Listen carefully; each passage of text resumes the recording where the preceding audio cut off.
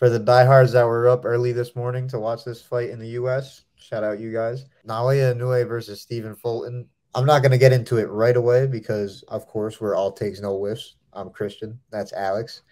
Now that that's out of the way, this fight was crazy, Alex. Like, it was 100% worth being up that early in the morning for. I was just sitting in my work truck watching it in my phone.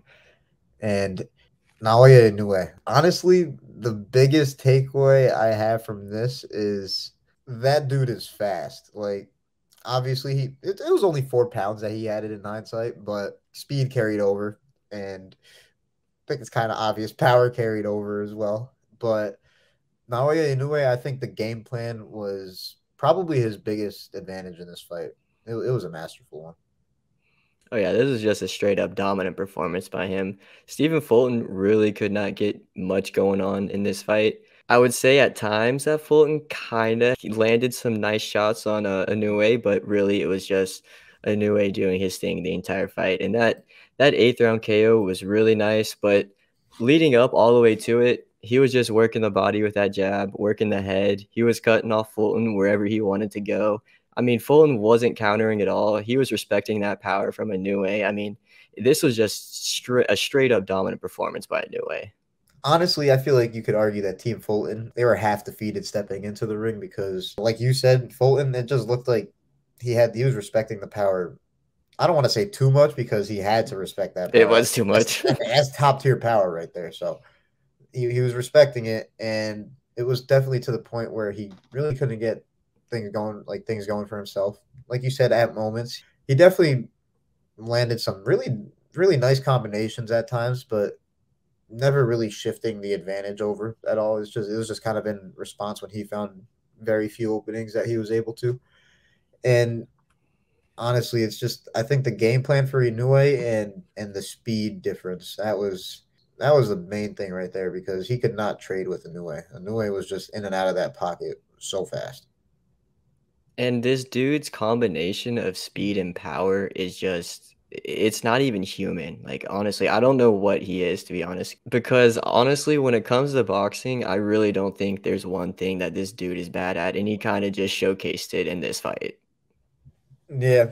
More obviously he's an offensive fighter at the end of the day when you have tools like that. But all around his footwork is top tier. I would say his reaction time is it's really crazy. And all around fighter, this man honestly is the best fighter in the world because the way he put Stephen Fulton out, that was crazy. We were I talking about wasn't setting him up. expecting that.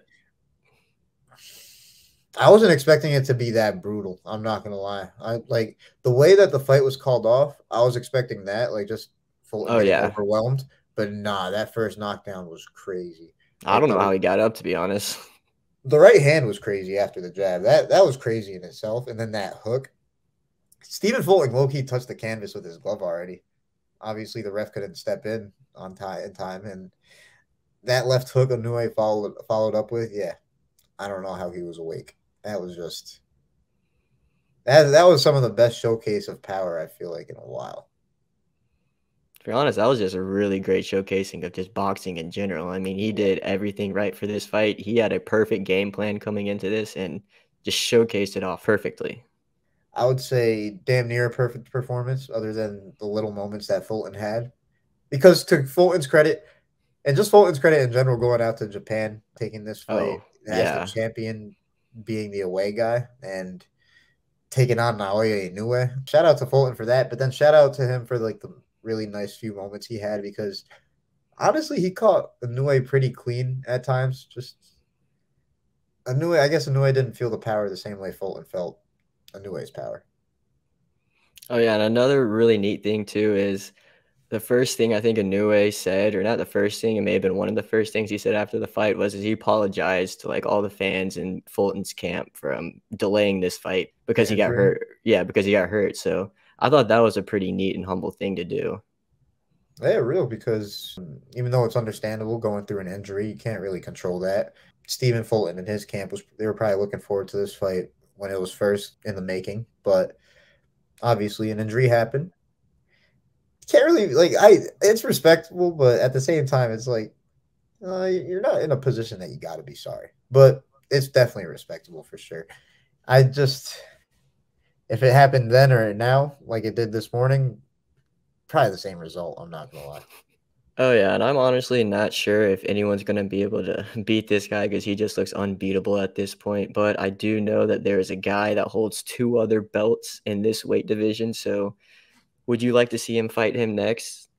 Yeah, I would definitely want to see that fight next. Not that I think that's the best opponent for Inoue, but Marlon Tapales holds the other two belts at super bantamweight, and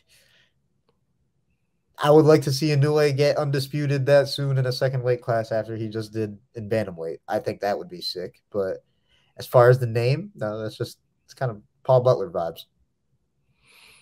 Yeah, I mean, I kind of feel you on that. I think they'll give him a little more of a challenge than Yeah, Paul Butler for sure. But that's definitely the next name for Inoue. Let's see him get undisputed at two divisions. honestly, Hall of Fame career already at this point, and now it's just time to stack the achievements on achievements. So, really looking forward to seeing what's next for Inoue, though. But real quick though, before we head on out of here, also on the undercard, Robezi Ramirez with his first successful title defense, and honestly, Solid performance. he looked real good against Satoshi Shimizu. Yeah, I'm pretty sure I got that. Yep. But honestly, that was a really nice performance for him, and overall, really sick card. Really enjoyed that. Japan hosted a really nice card though. And as far as what's next for Naoya Inoue, we know y'all are looking forward to it. We are as well. If you guys are though, go ahead and subscribe because we're definitely going to be covering it once the announcement is made. And go ahead and leave a like on this video. We appreciate any and all support. And keep getting Inoue's name out there. That's the number one fighter in the world. That guy, he's built different. Oh yeah, he is definitely built different. And let us know down in the comments who you want to see him fight next. If you want to see him fight Tapales or if you want to see him fight someone else. But we still got one of the biggest fights in boxing history coming up later on this week when Errol Spence takes on Terrence Crawford for undisputed at welterweight. So make sure you go and check out our preview on that. I honestly can't wait until this fight, but until then, peace. Peace.